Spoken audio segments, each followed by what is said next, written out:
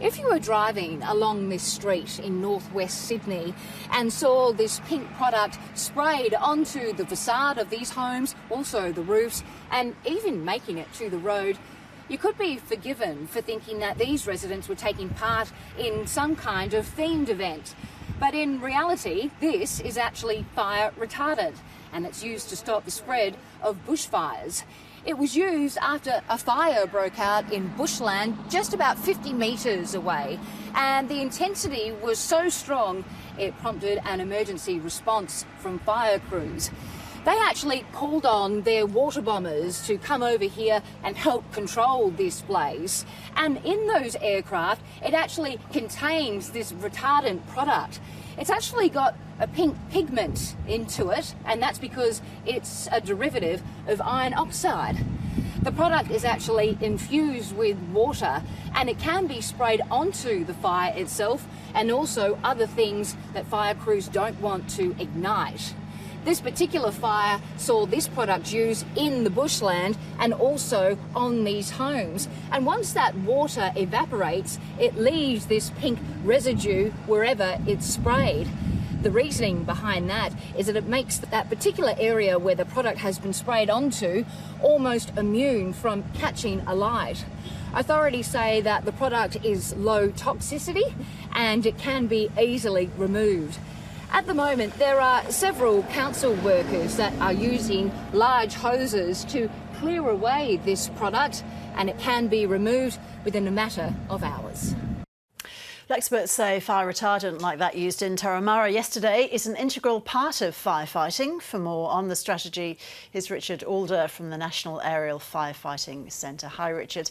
So are these pink roofs and trees that we've just seen a new feature of the bushfire effort? Is fire retardant being increasingly used now rather than straight water to fight fires? Sure. Well, look, it's not really a new feature. We've been using fire retardant products for some decades now. But it probably is fair to say that it's being increasingly used as we're seeing more of these sort of more intense fires, and particularly in the urban interface areas.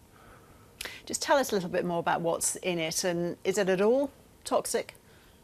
No, look, there's no need to be concerned. The fire retardant, the pink fire retardant, is actually one of a number of products we use. We determine which product is best to use in the particular circumstances according to the nature of the fire and the terrain and the fuels on the ground. The fire retardant, the pink fire retardant, it's got two main components, and the main component is essentially very much like a high-grade fertiliser, a garden fertiliser, and the other key component is a gum, guar gum, which is often used in the food industry, in fact. So they're low toxicity products and not dangerous at all. Even the garden fertiliser, people might hear that and get a bit worried. Yes. Look, it's very similar to fertiliser. There is a red dye in it. The red dye helps the firefighters, the aerial firefighters, see where the product's been dropped so that they can place the next load and the next load after that appropriately. And certainly the red dye is quite strong. It will stain clothes and car juco. So it's a good idea to wash it off if the retardant's no longer needed. How easy is it to get off? I mean, will it disappear in the first good fall of rain, whenever that is, of course? No, well, look, retardant is designed to be sticky. It has that gum in it so that it sticks to the fuels, it sticks to the leaves and the twigs and the trunks of the trees. So it is designed to be sticky, and from that point of view, it's not necessarily easy to get off, but water, perhaps with a little bit of detergent, will do the job.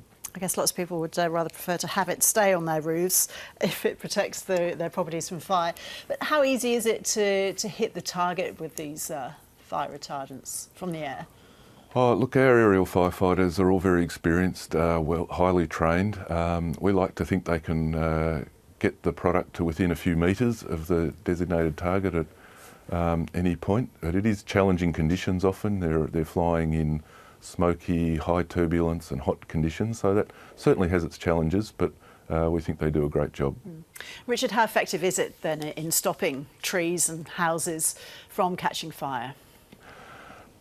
Look, I think the important thing to realise is that while the aerial firefighting is great for supporting the firefighters on the ground, at the end of the day it's not magic, and particularly in the sorts of conditions that we've been seeing in the last few days in New South Wales and Queensland, very intense conditions.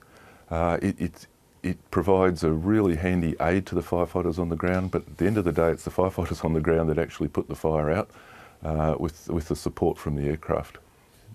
Richard Alder, thank you. Thank you.